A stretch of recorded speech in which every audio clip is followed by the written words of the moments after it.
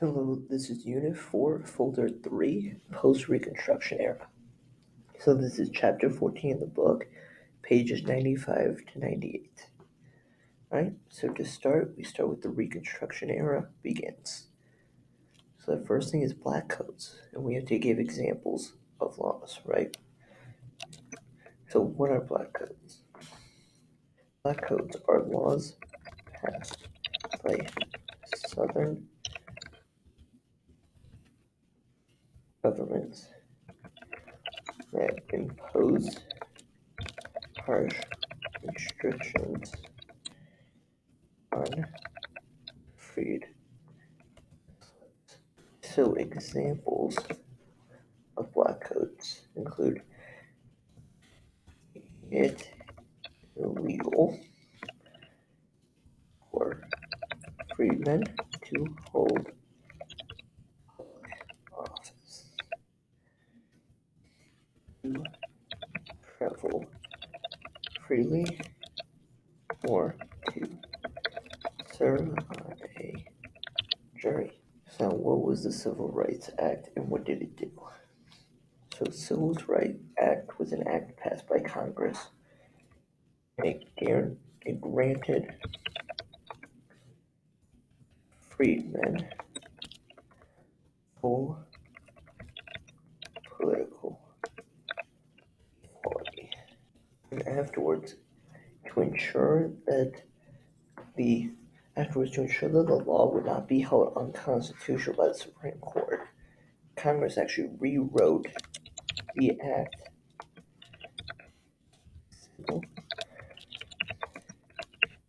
as 14th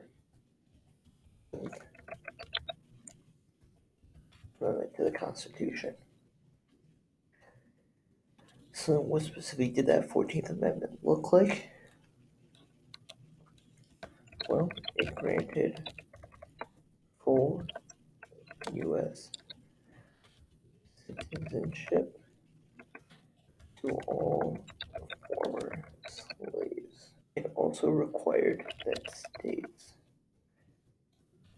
provide all citizens with due process of law and provide equal protection.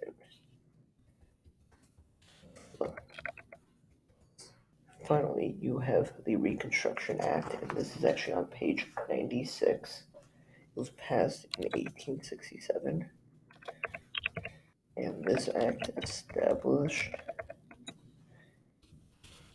military rule over all Confederate states until a new government was formed. Right, so now if we look at the South under Reconstruction, who actually held political power in Southern state governments? Well, there were three groups: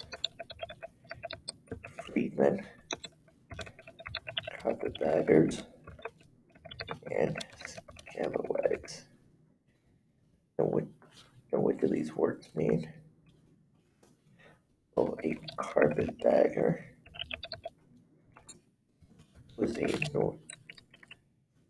northerner who went south during this time.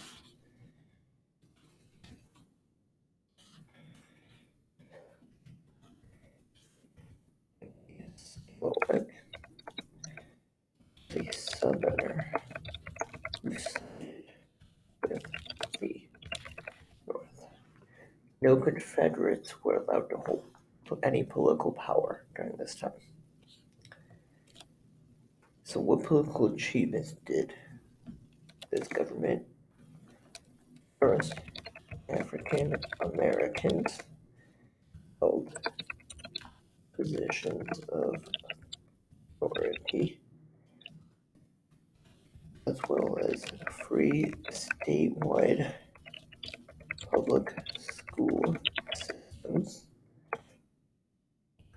for American rights.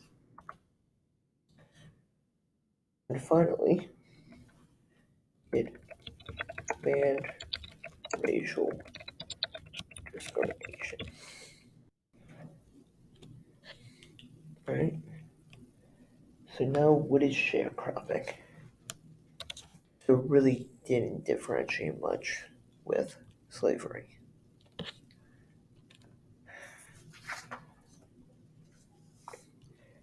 Next, you have tenant farming. Tenant farming is where former slaves paid rent to use land. Larger plantations would actually print money in advance to their tenant farmers. However, money only used at plantation stores, which charged high prices for basic. So the next step is the Post Reconstruction era. So what are the differences between the New South and the Solid South? Well, the New South was the industrial Republican South, while Northerners maintained political control. The difference in the Solid South was the Democratic South and Confederates.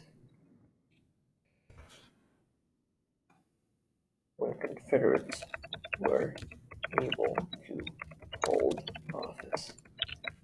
Right? Now the Ku Klux Klan. This group used acts of terrorism to prevent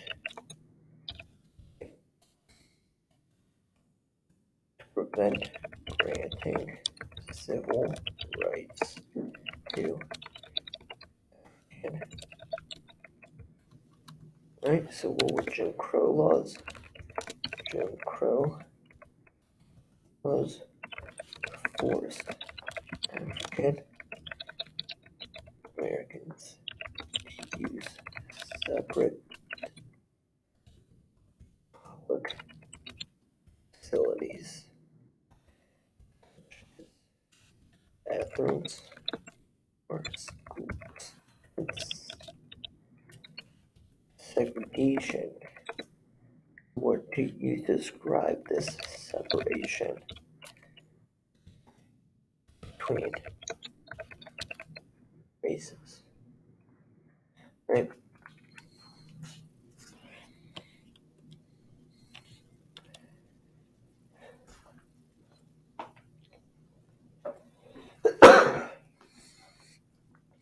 So what is Plessy versus Ferguson? Plessy versus Ferguson was an 1896 Supreme Court case hearing which a racially mixed man, Plessy, sat in a whites only rail car. This court case legalized separate but equal facilities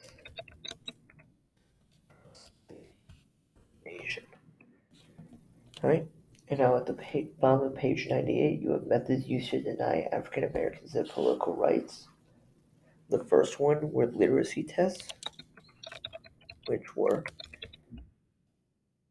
reading and writing tests that were designed to bar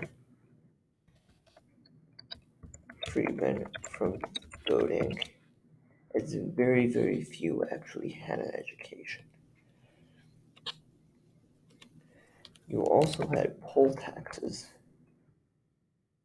These are voter registration fees to bar African Americans from registering to not afford fees. And finally, you have grandfather clauses, which was the main way for white citizens to get around these two. So it allowed that people who were qualified to vote in 1867, 3 years before African Americans were allowed to vote, avoid literacy tests and poll taxes. Awesome. So that's the end of our notes. So now you should move on to the assessment questions on page 99 and 100, and make sure to scan and upload the notes and the assessment questions onto Schoology.